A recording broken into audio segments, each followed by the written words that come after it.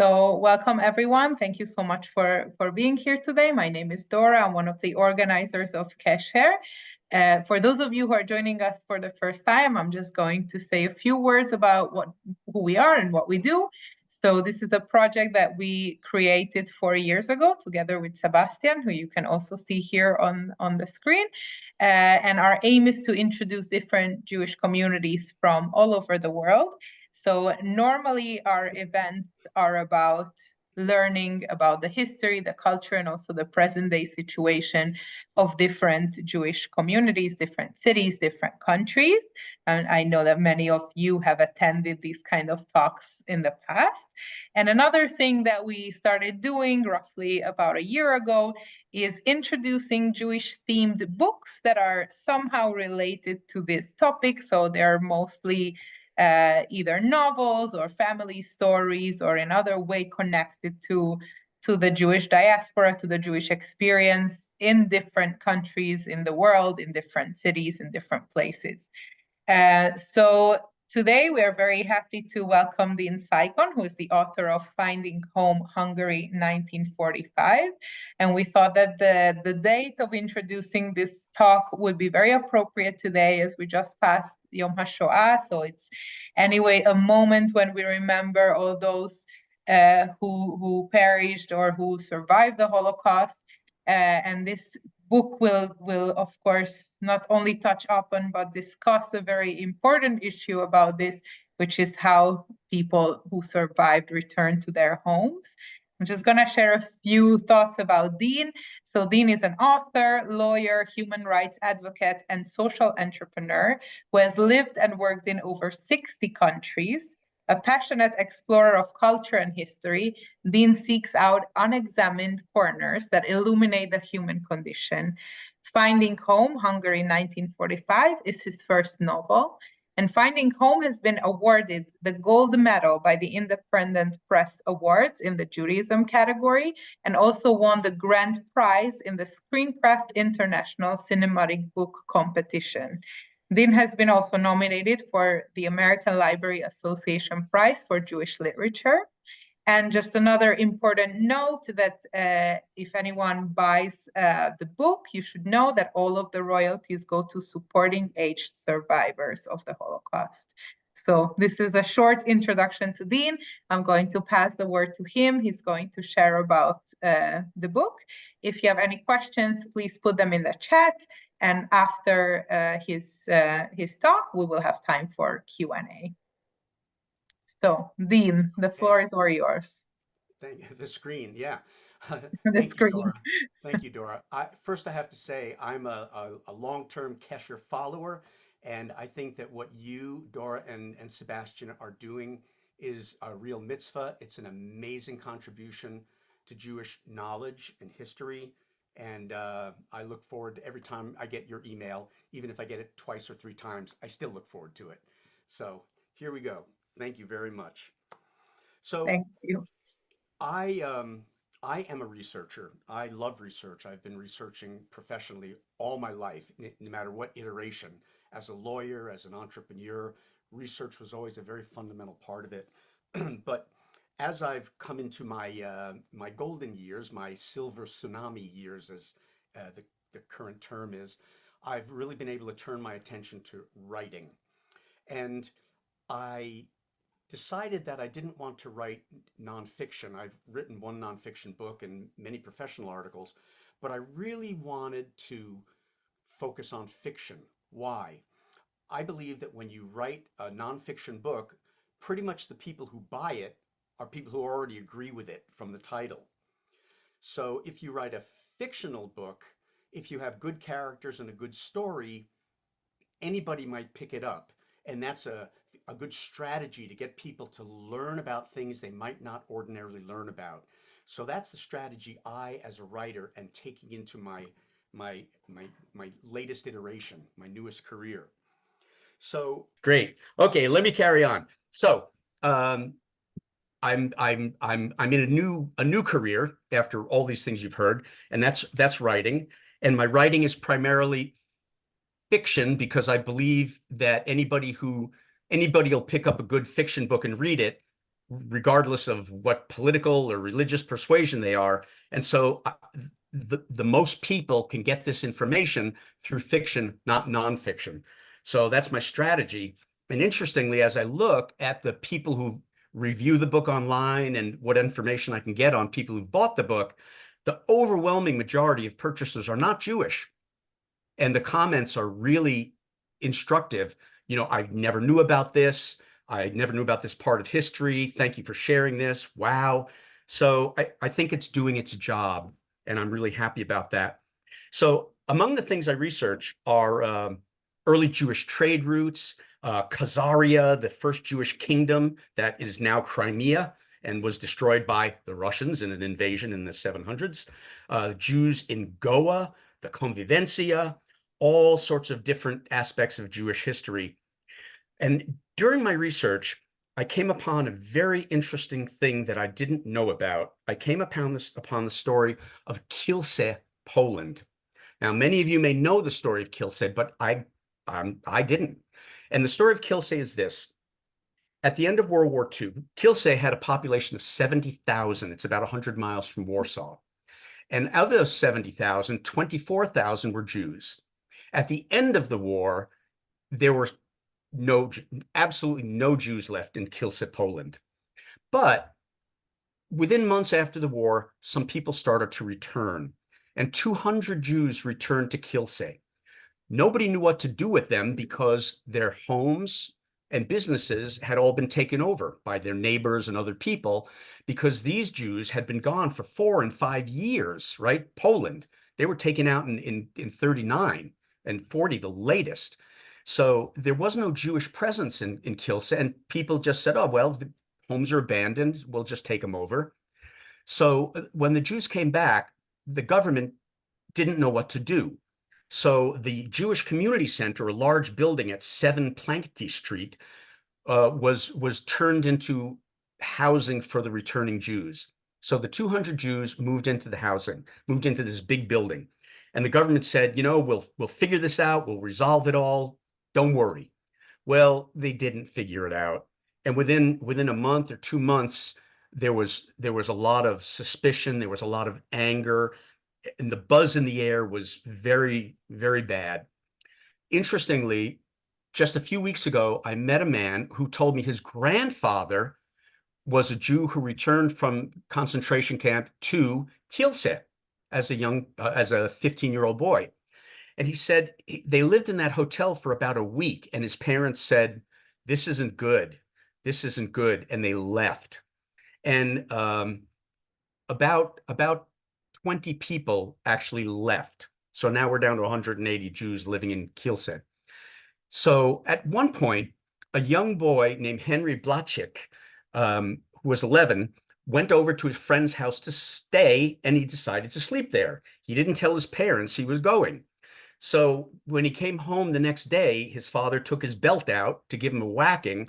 And Henrik said, Dad, no, when I passed the hotel where those Jews are, a man came out and he grabbed me and he pulled me in the hotel, and they took me down into the basement, and they had a big knife, and they were going to take my blood and use it to make their food. And so the father got all freaked out and he called the police. The police went down and they examined the hotel, and the first thing they found was there was no basement, and the kid was fine, and nobody knew what he was talking about. That should have been the end. But the rumor had spread on the wings of fear and distrust throughout the town, and a mob came down and it started harassing the Jews. At first, the police dispersed the mob, but they came back, and then the second day, 1,000 steel workers from the factory came down, and they attacked 7 Plankty Street. At the end of the full day of pogrom, the police had come and they couldn't stop the crowd. The army came and finally stopped it. At the end of the day, 42 Jews had been murdered in cold blood by the townspeople. Another 40 some odd were seriously injured. Another 40 were mildly injured, and the rest basically left the next day on the train. So when I read about that, I thought, wow, this is the most horrible Holocaust story I've ever heard. Why? Because these poor people were in concentration camps for 4 and 5 years, and they survived. all the horrors we know about. But then they went home. And when they went home, what happens? They were murdered and assaulted by their neighbors. So there was no home for them. And I thought, how could I not know about this story? So I started to do research. And there's one or two books that talk about Qesher and very few random academic articles, but there was really nothing else. So I kept digging and digging. And as I dug, I started to find more and more information about pogroms after World War II. Now, even on the Holocaust Memorial Museum in Washington website, there is something about Qesher, but there's nothing about the rest of the pogroms. And so I kept digging, and I found that there was violence, state-supported and communal violence throughout Eastern Europe after the war, but it's simply not well reported. And I thought, how could this be? How could we not know about this important aspect of our history, but just post-war history? And I came up with sort of three reasons. The first is that after the war, after World War II was the largest mass migration of people in history to that point, and maybe challenged only by what's happened in the Middle East with Syria and Iraq over the last the last 10 years. But at that time, hundreds and hundreds of thousands of people crossed borders as Poland threw out the Germans, as Hungary threw out the Czechoslovakians, as the Czechoslovakians threw out the Romanians. There was this mass migration of people as the borders were reoriented after the war. And so in that, frankly, the fate of a few 100,000 Jews was lost. It didn't make any noise to anybody. And so I think that's one of the big dynamics that kept this from coming out. The second is that Jews after the war mostly went to displaced persons camps. They went to those camps because they were sickly, they were injured, they were lost, they had no family. And so the Allies set up these camps and sent people to the camps, and that's where a lot of people went. When they went to the camps, they didn't have papers, they were ill, so they spent a month, 2 months, 3 months in the camps. Some people spent 5 years in the displaced persons camp because they had nowhere else to go. So what I found out about the camps were, so after people left the camps, most of them simply left, period. But thousands tried to go to their homes. When they got to their homes, many of them came from shtetls, which were absolutely demolished, not livable. Many of them came from ghettoized communities throughout Eastern Europe that were very inhospitable, and there was nothing left for them there. But many of them did try to come home.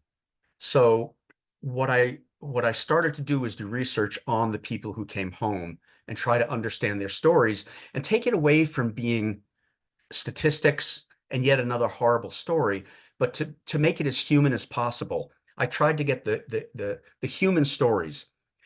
I got them through the kind graces of a lot of really wonderful Eastern European scholars, researchers, and musicians who were very helpful in helping me access archives. The European academic community has done a lot of work on this exact issue, but they're academic papers. So they show up at a conference or something, or they get published in an edited academic journal, but they're not out in the popular vernacular. So I thought this needs to change, and I'm going to do it. That's what Finding Home Hungary 1945 is about. So the majority of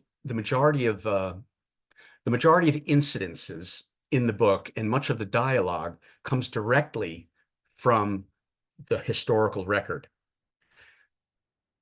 I pulled it together from different places and put it in one town just to give it a consistent theme. But what happened in Laszlo, Hungary, which I made up, which happened in Laszlo, Hungary, happened all over Eastern Europe. And since I've written the book and it's come out, I've even heard from other people about pogroms that I never even heard of, that I haven't seen research of. Someone just this week said, oh yeah, one of the talks I gave for around Yom HaShoah. Oh yeah, well, my parents came back from their town and all the towns around them had the same experience, but it wasn't reported. People didn't know about it. So what I found in the archives was very interesting. There were interviews with townspeople, with survivors, with officials, with factory workers in various places, all, and obviously the survivors, all talking about or revealing the very complex emotional, moral, and economic interactions between the returning Jewish survivors and the townspeople. So that gave me the basis of writing the book, and I put it together. And I'm going to read a little bit because I'd like you to have a flavor of the book itself, because it is not a dry academic book. It's meant to pull you into the story, and I say with real dialogue, real people, and make it a more interesting book for you. So the last reason why we don't know about this is actually the literature itself. So most Holocaust accounts, they talk about the camps, and then the next chapter, they're in Great Britain, Palestine at the time, or the United States, right? They skip over this period. And so we don't get that sense from any of the novels and any of the general memoir accounts. In fact, if they ever mention it at all going home, it's always very, very brief, like Georgia Hunter, who wrote a really excellent book called We Were the Lucky Ones, which is now I think Peacock or Netflix series that just started. And in Georgia Hunter's book, she writes about her family returning home, but all it is they go to their house, the door opens, and someone says, "What are you doing here? You're supposed to be dead." Slams the door. And that's pretty much the end of that episode. And I read one other book which had exactly that. And that is a true story. In fact, that's what happens in my book, taken from reality. One woman contacted me after the book came out and said, "That's my grandmother's story. She told me that when she went home with her mother, they knocked on their own door and the door opened and a little girl her age was wearing her clothes. And the woman said, 'Go away,' and slammed the door." So I wrote back to her and many of the other people who contacted me and said, "I hope that my representation of your family's experience is accurate and respectful." And fortunately, no one's complained. So here we are: Hungary, Poland, Czechoslovakia, Romania, Germany, Soviet Union, Ukraine. All of these countries experience this kind of violence. State-sponsored, state-sanctioned, but communal violence. Generally, when people came home, what happened? Well, people are looking for a scapegoat, right? The war ruined their lives, the townspeople's lives too. They're looking for a scapegoat. So old prejudices arise, conspiracies about the Jews starting the war, and all these other conspiracies about the Jews, they arise. People get furious, people get angry. They have no other outlet for their anger, and then politicians feed the flame. Now, if this all sounds familiar, it should, because it's taken right out of the headlines today. I have to say that. I didn't write the book thinking about what was going on now, because I wrote it over the last 5 years, but it's just clear that so much of the thematic aspects of the book are right out of the headlines today, unfortunately, and forces us to deal with it. But hopefully we can learn something from the experience of my characters that gives us a little insight into how we can deal with things today. So in the novel, young pianist Eva, 18-year-old pianist Eva, who survived Auschwitz by playing imaginary piano keys in the air just to keep her mind occupied during the horror. Baker Yosel and the other 5 Jews struggled to find home in a place where home and family no longer exist. They try to reconcile the war, the camps, their treatment by their neighbors with their faith and identity, both as Jews and as citizens of those countries. So while the townspeople who had grabbed all the Jewish homes and businesses because they were legally declared abandoned Jewish properties. And that happened often before the deportation train left the station. The townspeople had to face their roles as perpetrators, enablers, and bystanders. And although the war had ended, hatred had not surrendered. And that's the context of the book. So among all the countries I looked at and the pogroms that took place, why did I choose Hungary of all places? Well, the biggest reason was Hungary was really the most, except for Germany possibly, Hungary was the most cosmopolitan of the Eastern European and Central European countries around the war. It was a place where the majority of Jews were most integrated. 60% of the lawyers, 50% of the accountants, 60% of the doctors, Jews. Jews represented 6% of the population. So there was a big integration of Jews, and they felt themselves as Hungarians. When I was trying to find character names for my novel, I found these wonderful volumes that had lists of Hungarian names in the 1940s, Jewish names, Christian names, etc. And the majority of the names were the same, which is a really interesting sociological indication of how Hungarian the Jews felt, because they were naming their children with Hungarian names, not old style Jewish names. Fascinating. So Jews were very cosmopolitan. And also, since Hungary was an ally of Hitler during the war, it was not occupied. And so the Jews, even though they were facing the very strict Nuremberg laws that Hungary had before Germany did, restricting Jews in various occupations and to the universities in the percentage that they represented in the population, meaning 6%. Even though with that and other very anti-Semitic and growing fascism in Hungary itself, they were still way safer than they were in any other Eastern or Central European country. And so they didn't feel that they were quite as in danger. So it's an interesting place to study, because with everything that was going on, a lot of Jews felt, well, it's not happening to us. We're Hungarians. Or, yeah, it's happening. We're sent to labor camps for 3 months, but then we come back for 3 weeks, and then we go back to the labor camp, mostly the younger men. So it was a very different circumstance than other countries. A semblance of normality existed to some degree, even with all the restrictions, until 1944. In 1944, Prime Minister Horthy basically tried to get out of his relationship with Hitler, the Axis relationship, and he approached the Allies to cut some kind of a deal.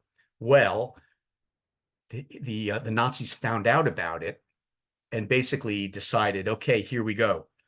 We're coming in, and they invaded and took over Hungary in March of 44. And then after a number of months, they installed the Arrow Cross, which is the homegrown fascists, to be the government, getting rid of Horthy and getting rid of the old school government. So now, by the middle of 44, Hungary was full-blown fascist.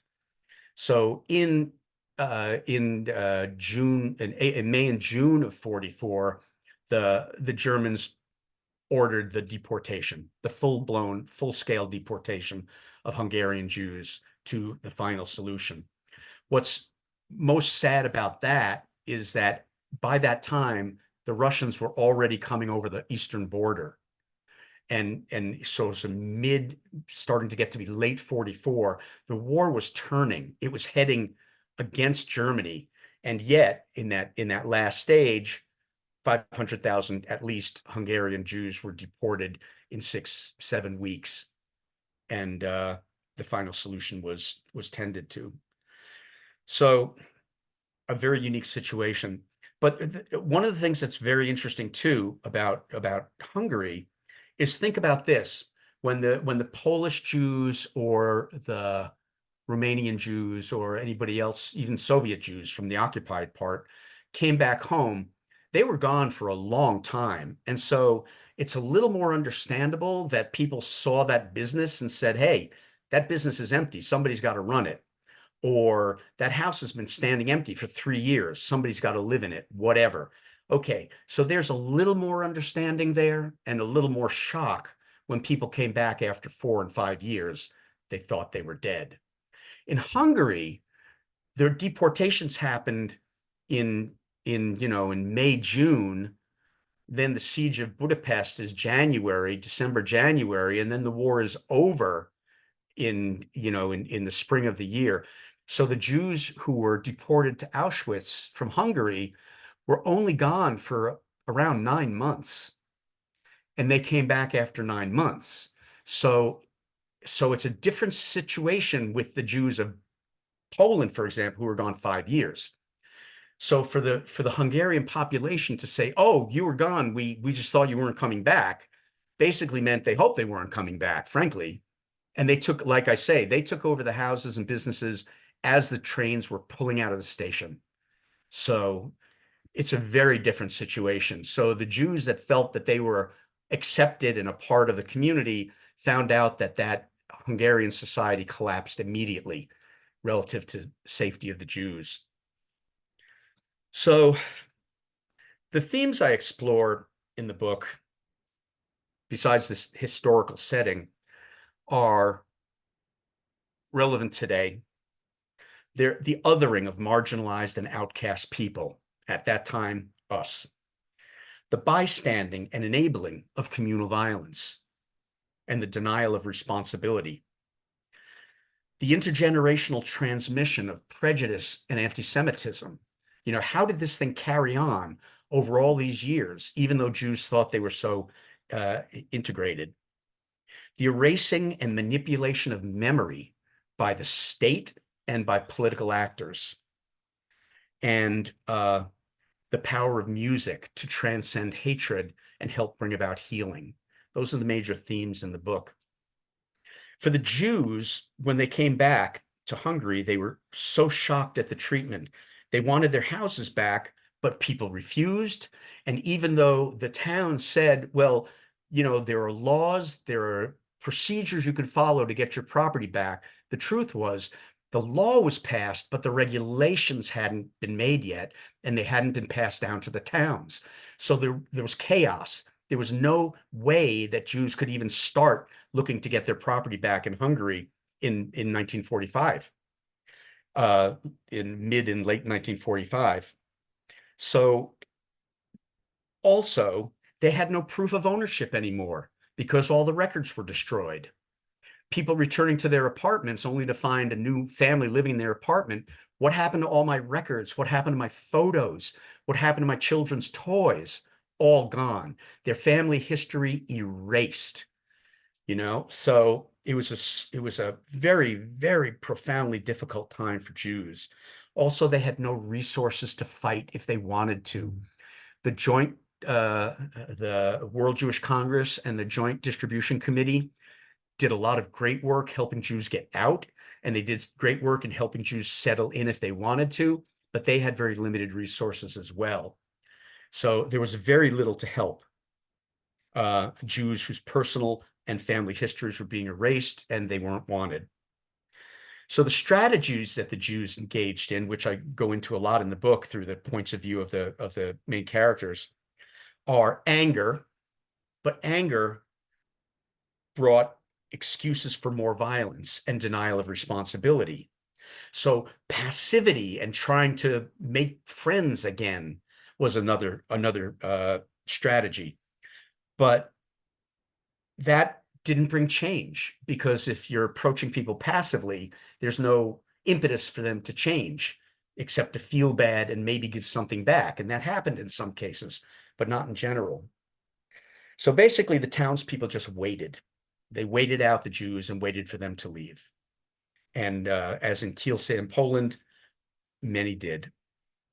On the townspeople's side, there was great confusion during the war about what was true and what was not true. And I'm going to read a small passage by one of the teenagers at the high school that Eva was in, the teenage boy that she almost kissed after graduation, only to be broken up by the loudspeaker of the police van ordering all Jews to report the next morning to the town square and bring one valise.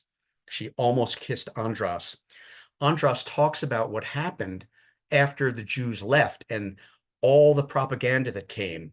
Remember, no radios except German broadcasts and Arrow Cross fascist broadcasts. All other radio stations were banned. All the newspapers were in the hands of the fascists. There was no resistance newspapers that were widespread.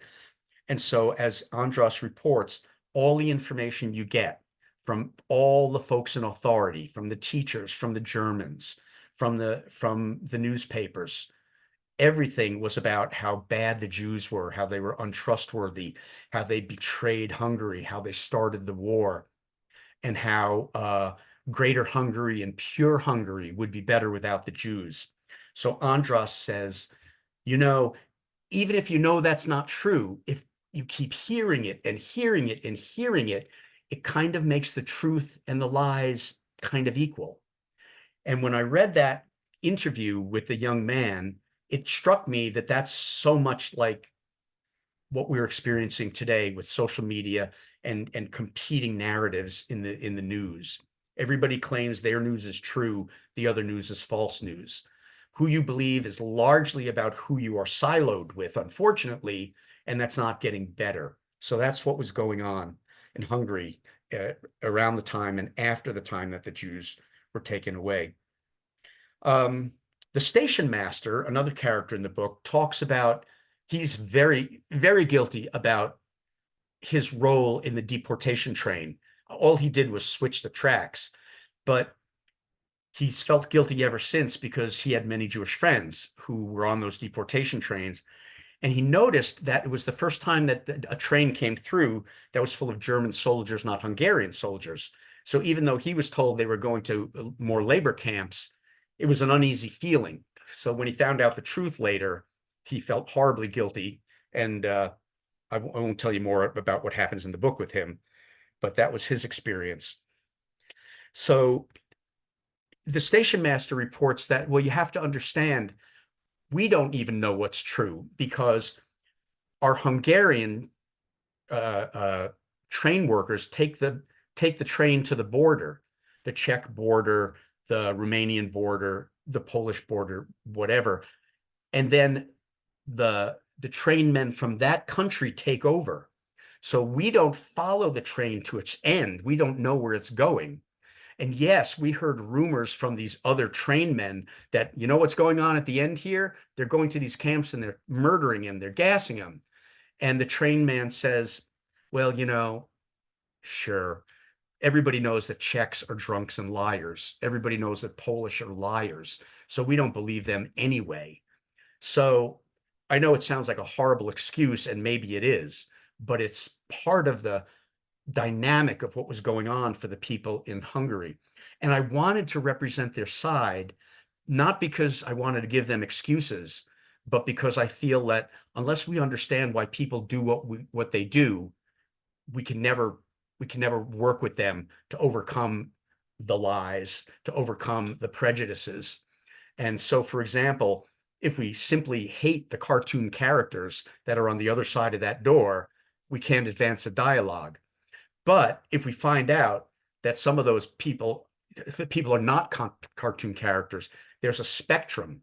There's a spectrum from hardcore haters to people who believe what they hear, to people who don't really believe, but they go along, to people who just shut up and do their business and are basically bystanders. There's a spectrum, and we can work with people in a lot of that spectrum to get them to understand from history and from current events what's going on. We can't really change the haters. And I think a lot of energy spent trying to change the haters is wasted because it could be spent in these spheres where there's a possibility of getting people's minds to change. And that's kind of, I think, where we're at right now. So I would like to read one or two passages just to give you a little sense of the writing, because you know, I could talk about it all I want, but if you don't like the writing, you're not going to buy the book, or you're not going to finish the book. So the first piece takes place as the first Shabbat or Shabbos, as the Jews come home. Ava's gone to her house, and the mayor's wife says, I'm sorry, we live here now. You'll have to talk to the town clerk. And she's wearing her mother's dress and jewels. So Ava's freaked out because she's not getting her house with her beautiful piano home. And her piano was what kept her going in Auschwitz. Yosel is making the challah, and Ava is wondering how she's going to get her house back and play her piano. The baker sighed and turned down the radio. Ava, the world is so chaotic right now. The war is barely over and everyone is just trying to move on or make sense of the madness. We've suffered so much, but the people of Laszlo are in shock too. Many of them have lost sons and brothers in the war. Imagine being on the other side of that door for a moment. What a shock that woman must have felt when she opened it and realized who you were. We need to give this time. We must have faith that our neighbors will come to their senses and give us the justice we deserve. We have to be sensitive to their pain, just as we want them to be sensitive to ours. Sensitive to their pain? Yosel and Eva turned to see Oscar charge into the kitchen. Their pain is nothing compared to ours. When we do Shabbos tonight and I reach out my hands to do blessings over my children, no one will be there to receive it. He placed his hands out before him, then clenched them and drew them back into his chest. I have nothing. His longing permeated the air. Yosel tried to placate the distressed butcher. Oscar, please, we were only... And who's going to come to their senses? The police? The police are the same ones who loaded us away. The men who worked with the Arrow Cross and the Germans, they're still walking the streets of Laszlo. Their lives haven't changed. They just ditched their uniforms and put on street clothes. And those people who stole our houses and everything we owned, they won't give anything back. Did you tell Ava what the town clerk said? We're trapped in this damn hotel. Ava gasped as a bolt of fear hit her chest. They won't give my house back? She looked at Yosel wild-eyed. The baker moved his hands in a soothing motion, as if he were kneading the air. Oscar, you heard the town clerk this morning. If people don't return the property, we have legal means. Oscar barked a protest. Yosel continued, I know. It won't be easy and it'll take time, but there are good people in Laszlo. If we're cautious and follow the rules, we'll recover what we've lost. He turned to Eva. You'll see, and you'll play your piano in your own house. The butcher picked up a slab of dough, stared at it until his anger seemed dulled by sorrow, and thumped it back on the table. You're right in one thing, Yosel. We have to be smart how we go about things. Some of the townspeople want to forget and move on. Some maybe feel bad about what happened, but I'm telling you, the war may be over, but hatred has not surrendered. It was here long ago. It'll be here past our lifetimes. There are still plenty of people out there looking for an excuse to get rid of us once and for all. Yosel let out a long, slow breath. It's true, Oscar. Our people have been living with the fear of the next resurgence forever. That's why we hold on to hope, isn't it? Because we know at the end of each torment is a period of sweet peace and prosperity. Round and round it goes. It's our inheritance. You can focus on the bad or you can focus on the good. Tonight is Shabbos. Join us. Let's focus on the good, all right? All right, Oscar mumbled as he sniffed the air. If that's what it's going to take to eat that chicken you're cooking. So Eva desperately wants to connect with friends, the town, anybody. All the Jews are gone, but some of her friends are still there. She sees Andras. She sees the girls in the park, and she approaches them. Hannah, one of the girls, looks up. Eva, is it really you? We heard you came back. Ilona crinkled her nose. What did you do to your hair? The four stood awkwardly for a moment until Eva forced a few words out towards Hannah, ignoring the other girl. Yes, I'm back. How could she begin this conversation? She looked around the park. It was exactly as she remembered it on her last day with Andras. So much has changed in Laszlo. Hannah and Ilona looked at each other, perplexed. Ilona cocked her head. Really? How?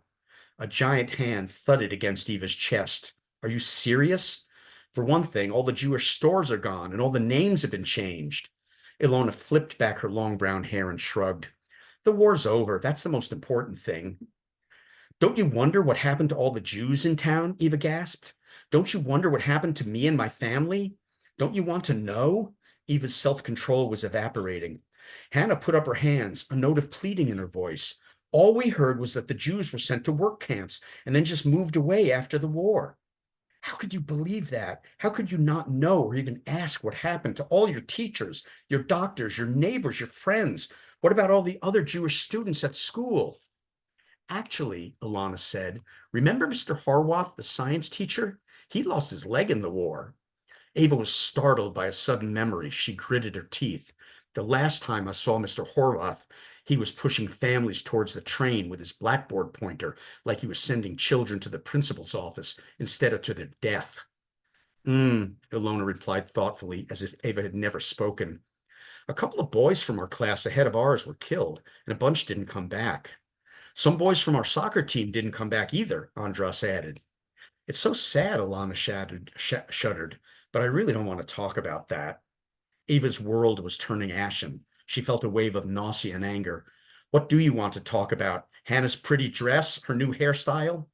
Ilona's mouth opened and closed indignantly. Oh, so now you're jealous of Hannah? Is it because you're so skinny and pale? Ava took a long, slow breath. What was more important, being self-righteous or reconnecting with her only friends? No, I'm not jealous. It's just that those things aren't important. She was swept away by a sudden surge of emotion. Not as important as losing my whole family, losing everything I loved, and being totally alone. A heavy silence ensued. I do want to do one other reading because it shows what's going on in the town. The mayor calls a meeting of the town business people,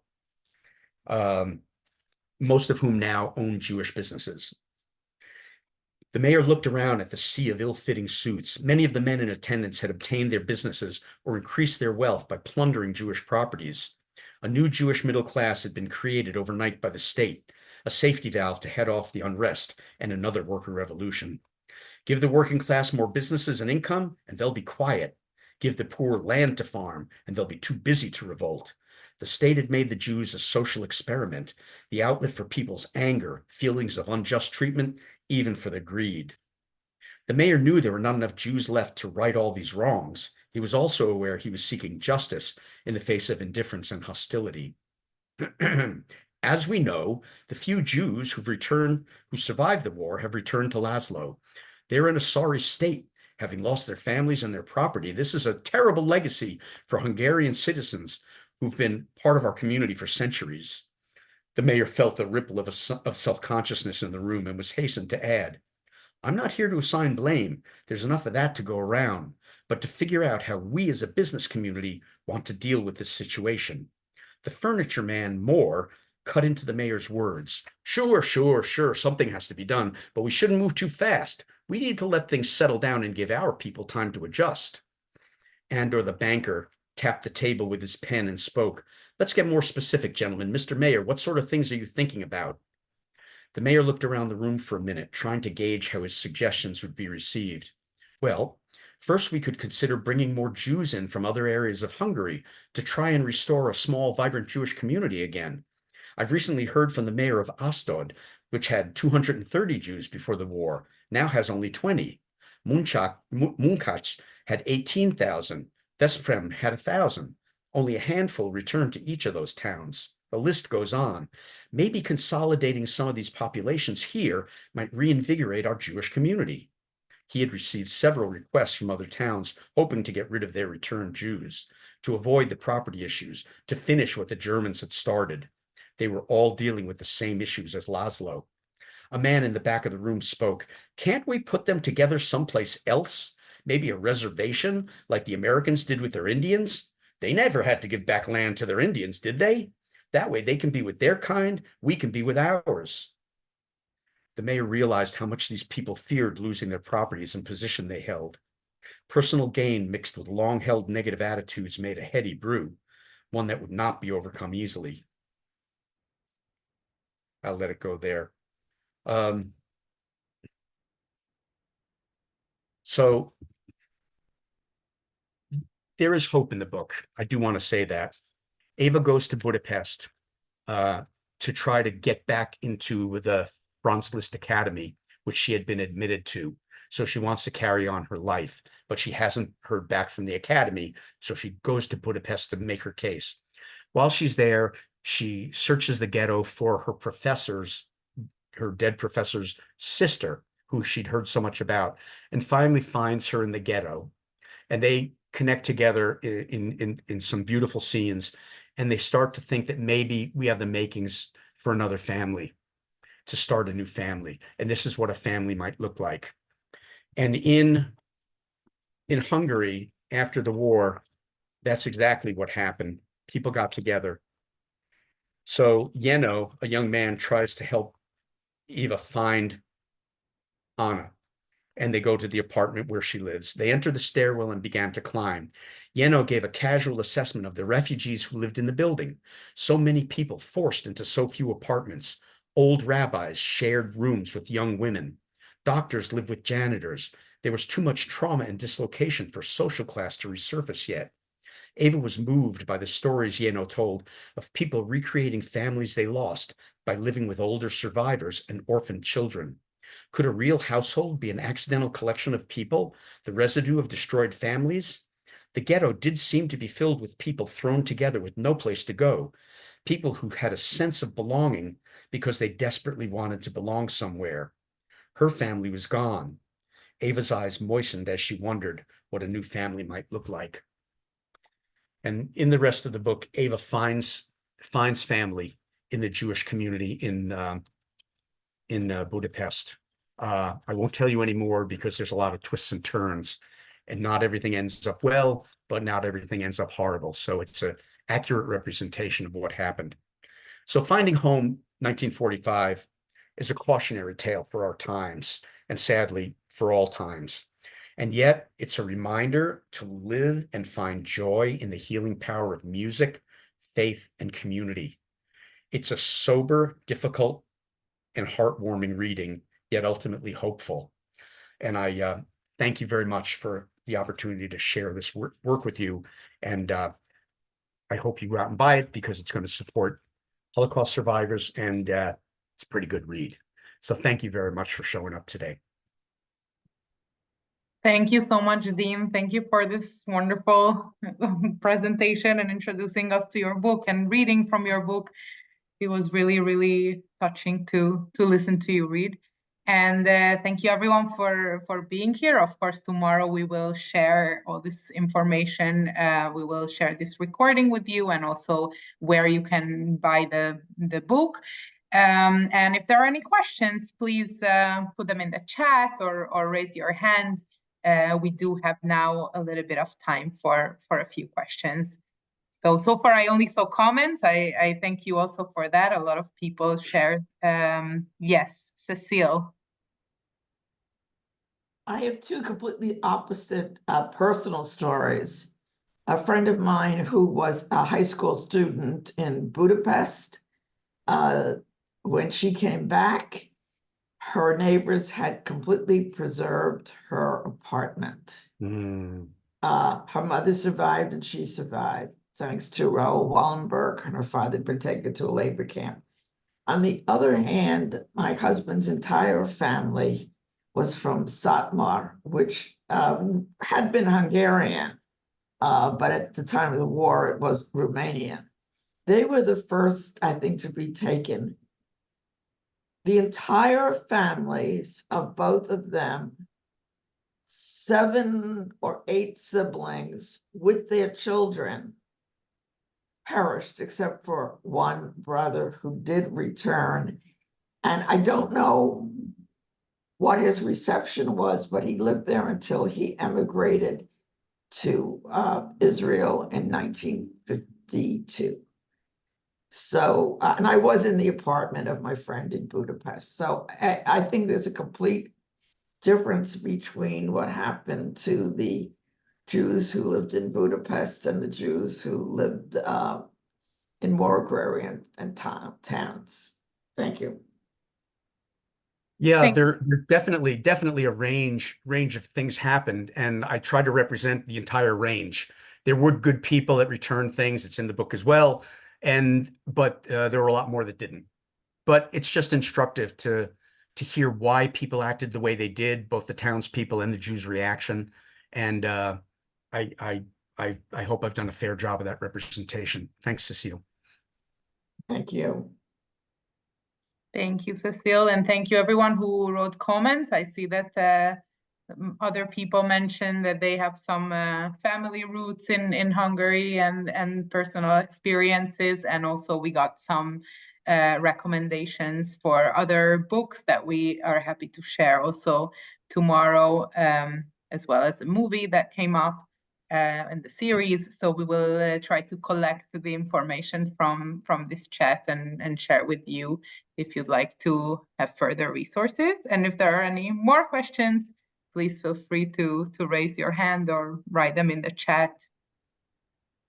I think we're all pretty shaken up from your reading, so it's even hard to formulate questions after hearing. There was one question in the chat about the role of music in the. Can you talk about the theme of music?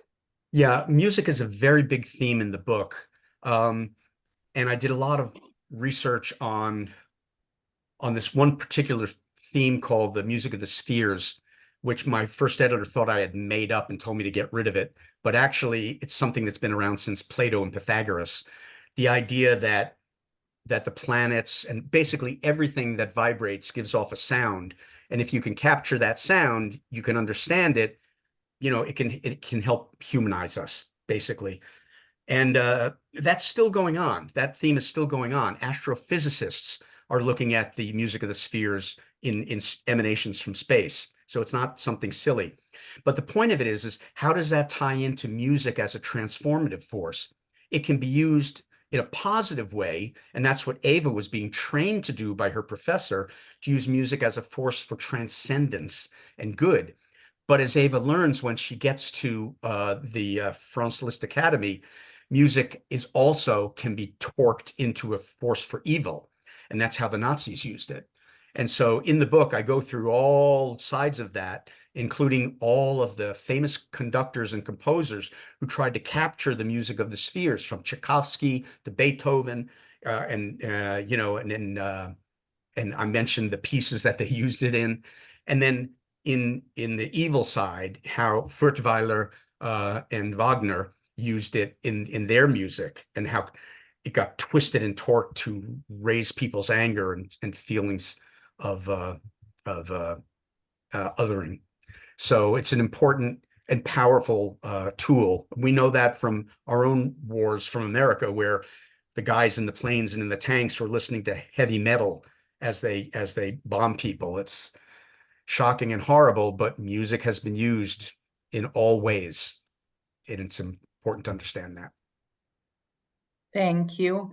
There's also a question here that there was a movie called 1945, which is about two Hasidic men returned to a Hungarian village in 1945. Have you seen the film? Yes. So interestingly, I was writing the book before the film came out. And while I was in the middle of writing the book, I read the short story that the film is based on. Okay. Then Ferenc Torok comes out and makes this film. The film, though, is really interesting. You have to watch it, because what happens is these two Hasidic Jews arrive in a small town and nobody knows why they're there, but the townspeople fear they're there to claim the property. They never claim the property. That's not why they're there. They're there, and they're not from that town. They're there to take the prayer shawls and the prayer books from Auschwitz, let's say, that they survived with, and they come and they want to bury them in the Jewish cemetery. That's it. Then they leave. But the town people get all freaked out because they think the Jews are there to claim the property. And some of the townspeople have this horrible feeling of guilt, and some of them don't want to get rid of it, don't want to let the property go. So there's a similarity in that respect, but it's very, very different. It doesn't really get into the Jewish side, because those people are, one critic said that they're not real. The Jews represent the people's guilt. And that's an abstract movie and not a real movie. In any event, they're not from the town. They don't try to find their house. They're not from there. So it's very different, but it's a really good and instructive movie if you get a chance to see it. And now it's available on streaming. Thank you so much. And I see another comment here sharing that someone's father also went through this, or their parents, that they also found other people living in their houses. So thank you everyone for these very interesting comments. I invite everyone to go into the chat and read the comments and the recommendations. I don't see now more questions, and also we are more or less at the end of our time. So thank you so much again, everyone, for being. Sorry, there is one more question. Is this being? Yeah. So one more question before we close. Is your story based on a real person? Most of the characters are real characters. Ava's kind of a composite, but the butcher, the baker, the Hussids that are in there, the townspeople are all real characters. Yes. And real dialogue and real situations. But I fictionalized it to make it coherent because they come from different places. Thank you. And I just see that this book is available both in print and audio. So those of you who prefer to listen, you can also find it like that. So thank you so much, Dean. Yeah. Yes? I just want to say the narrator on the audiobook, the woman who did the narration, is mind-blowing. I cry when I listen to her every now and then, even though I wrote it and I've read it a million times. Her voice is so powerful and so appropriate to what's going on. So if you're interested in audiobooks, get the audiobook. And one last question, which is asking if you're going to write about the survivors who left Budapest in 1956, or will there be a follow-up to your book, or you can share with us if you are working on something different right now? I am thinking about it because there's a lot of things that happened afterwards, but right now I'm in the middle of a book called The Inquisitor's Apprentice about the Spanish Inquisition, not after going after the Jews, but in 1500, after the Jews are gone, going after the conversos. The point being, there were Jews that converted to Christianity, some because they wanted to, most because they were forced, and the Inquisition went after them. And it's very instructive about Jews feeling safe even when they've joined the majority culture and the majority religion. Can you be truly safe? So that's my next book. Then I'm going to write a comedy, I promise. Thank you. Thank you so much, Dean. And thank you everyone for being here. So as I mentioned earlier, we will send out follow-up resources tomorrow. And we hope to see you very soon on other events. This month, we will actually have 2 more book clubs. So those of you who are interested in Jewish themed books, we will meet now every Tuesday next week, and then also the week after we will have both very, very interesting books being presented. One called The Marriage Box, and then the other, The Caravan of Hope. They touch on very different communities. The one next week is about a Syrian Jewish community in New York, and the one in 2 weeks is about the journey of a Bukharian woman from Uzbekistan up to the US, but touching in Afghanistan, Pakistan, and Iran, Israel, and finally US. So it's a very interesting journey as well.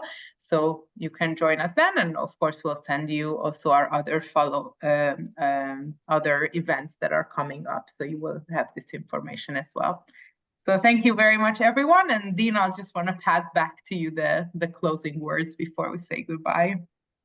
Thank you. Just thank you so much, everybody, for showing up and hanging on. I know it's long and it's a tough one, but it's an important story of our Jewish history to know, and it has important lessons for us today. So, like I say, I hope you read the book. More importantly, I hope this gets people thinking about yet another episode in our history. And thanks so much for giving me this opportunity. Thank you. Thank you so much. Thank you, everyone, and have a wonderful rest of the day. Bye. Bye, everyone.